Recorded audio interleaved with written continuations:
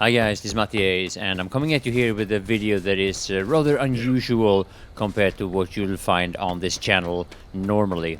What I've done is that I have just recently created a character and I've spawned in on a server where I've never played before, or at least after the latest server wipe. So what I would like to do with this video is that I'd like to share a couple of tips for you guys who are either new to H1Z1 or at least new to survival mode. Now the first tip that I want to share is learn the map, or familiarize yourself with the map.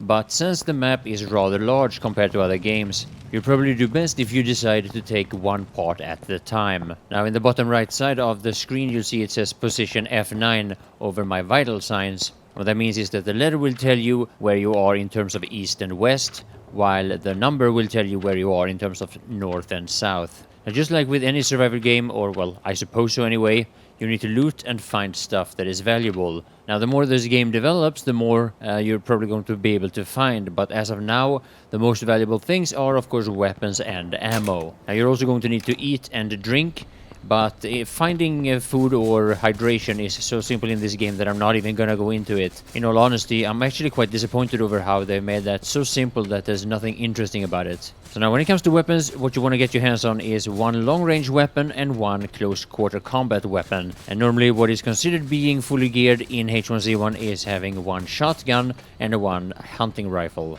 Now since the AK and the AR requires a lot more ammo, and since the hunting rifle and the shotgun kind of counters those two weapons by using a lot less ammo, you don't see the AK and the AR as much in survival as you would see in Battle Royale. So now here comes one of the most important tips and most important things that you need to understand when you play survival mode, and that is how you can break down one ammo type into bullet components and then make another ammo type with it. You'll see me do that right here. Now in order to do what you see me doing here, you need to be close to a workbench.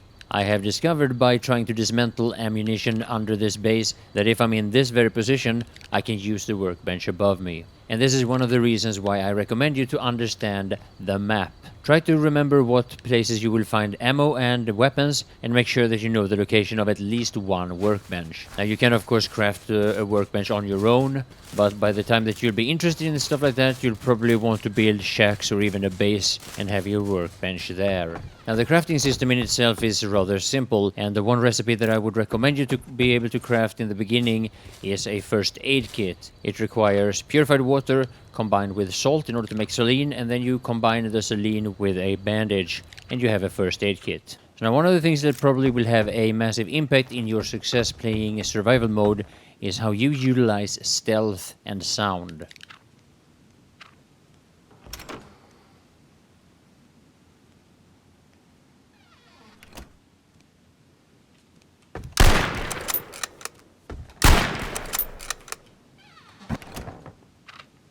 Okay, let me be perfectly honest. Normally, that's not how it happens. Now, going back to the workbench quickly again, the most common place for you to find one is in a shack like this, and if you're lucky, the door is gone and you can even go into the shack and do your crafting there. It'll probably make you feel a little bit safer, even though that might be an illusion. So this is what it looks like when you discover a recipe in H1Z1. Now you can do this with either just one item or one ingredient, or you can combine up to 4 ingredients. Again, keep in mind that most stuff that requires metal also requires a workbench. What I'm doing here is that I'm melting down 2 pieces of scrap metal. I want them to become metal bars, and with those metal bars I'm going to combine 2 of them into one metal sheet. It takes a little while for them to melt down, but once that's done you can discover the recipe for metal sheet.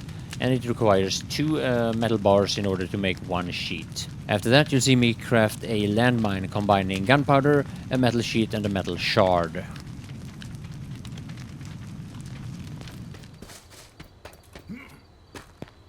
Fuck you, bitch. Shoot me.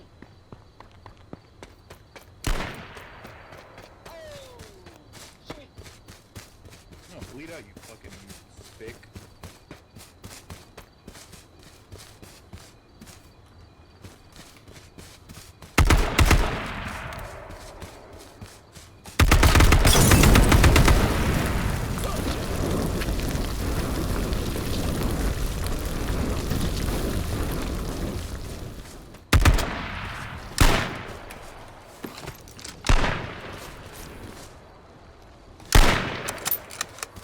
As you can tell, you can also talk to people in your vicinity. That's a way to make friends, maybe ally with some other players. Hopefully, if you want to, you'll be able to find a community to join by using the voice over IP. Mostly though, it seems to be used to trash talk one another.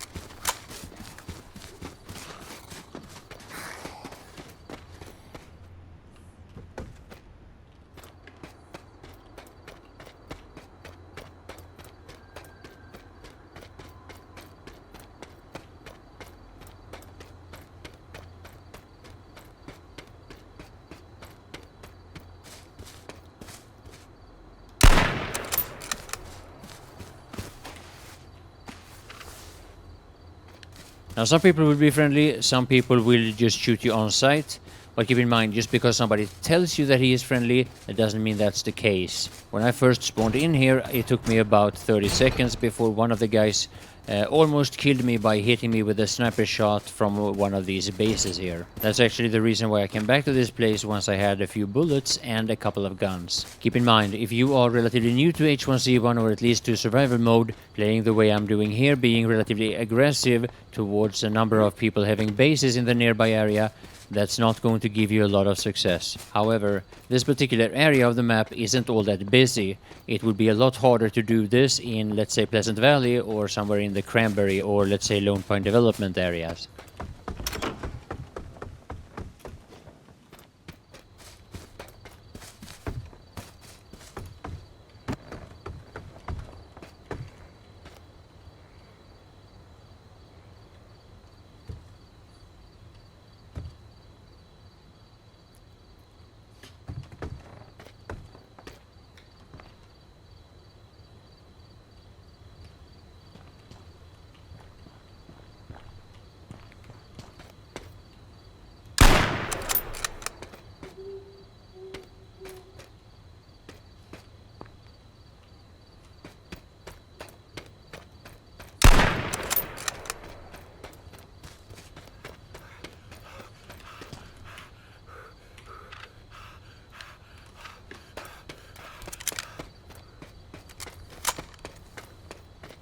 So yeah, what you see in this video is what it can look like when I go solo YOLO on a server where I don't have any of my bases or even a shack. A lot of players makes a big deal about dying, get very angry when they get killed. This is a game full of guns and ammo, and I don't see the big deal. There are two things that bothers me a lot with H1Z1 at the moment. One of them being cheaters, the other thing being bad performance. I'm really hoping that Daybreak Game Company will put more focus on these two issues. Anyway, I really hope you enjoyed the video. Thank you all for watching.